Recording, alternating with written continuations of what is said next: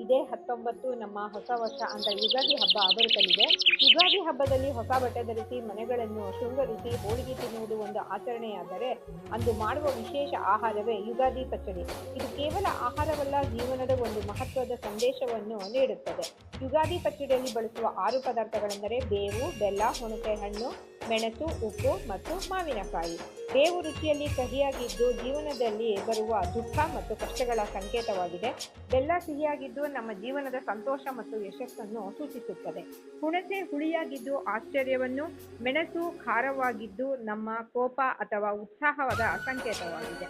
ಮಾವಿನಕಾಯಿ ರುಚಿಯಲ್ಲಿ ಒಗರುತನವಿದ್ದು ಹೊಸತನ ಮತ್ತು ಆಸೆಯನ್ನು ಸೂಚಿಸುತ್ತದೆ. ಉಪ್ಪು ರುಚಿಯಲ್ಲಿ ಉಪ್ಪಾಗೆ ಇದ್ದು ಜೀವನದ ಸಮತೋಲನವನ್ನು ಸೂಚಿಸುತ್ತದೆ. ಯುಗಾದಿಯಂದು ಈ ಪಚ್ಚಡಿ ಮಾಡಿ ತಿನ್ನುವುದರ ಹಿಂದಿನ ಸಂದೇಶವೇನೆಂದರೆ, ನಮ್ಮ ಜೀವನದಲ್ಲಿ ಬರುತ್ತಿರುವ ಹೊಸ ವರ್ಷದಲ್ಲಿ ಕೇವಲ ಸಿಹಿಯಷ್ಟೇ ಅಲ್ಲ, ಕಹಿ, ಹುಳಿ, ಖಾರದ ಅನುಭವಗಳು ಬರುತ್ತದೆ. ಅವನ್ನೆಲ್ಲ ಸಮಾನವಾಗಿ ಸ್ವೀಕರಿಸಿಕೊಂಡು ಸಾಗಬೇಕೆಂಬುದಾಗಿದೆ. ನಮ್ಮ ಮನೆಗಳಲ್ಲಿ ಯಾವುದಕ್ಕೂ ಕುಗ್ಗದೆ ಹಿಗ್ಗದೆ ಒಳ್ಳೆಯ ಮಾರ್ಗದಲ್ಲಿ ನಡೆಯುತ್ತೇವೆ ಎಂಬ ಸಂಕಲ್ಪದೊಂದಿಗೆ ನಮ್ಮ ಹೊಸ ವರ್ಷವನ್ನು ಆಚರಿಸಲಿಕ್ಕಾಗಿ ಈ ಪಚ್ಚಡಿ ಮಾಡುವುದಾಗಿದೆ. ನಿಮ್ಮ ಮನೆಗಳಲ್ಲಿ ಯುಗಾದಿ ಪಚ್ಚಡಿ ಮಾಡುತ್ತಾರೆಯೇ? ಅದು ಹೇಗೆಂದು ಕಮೆಂಟ್ ಮಾಡಿ. ಎಲ್ಲರಿಗೂ ಯುಗಾದಿ ಹಬ್ಬದ ಹಾರ್ದಿಕ ಶುಭಾಶಯಗಳು.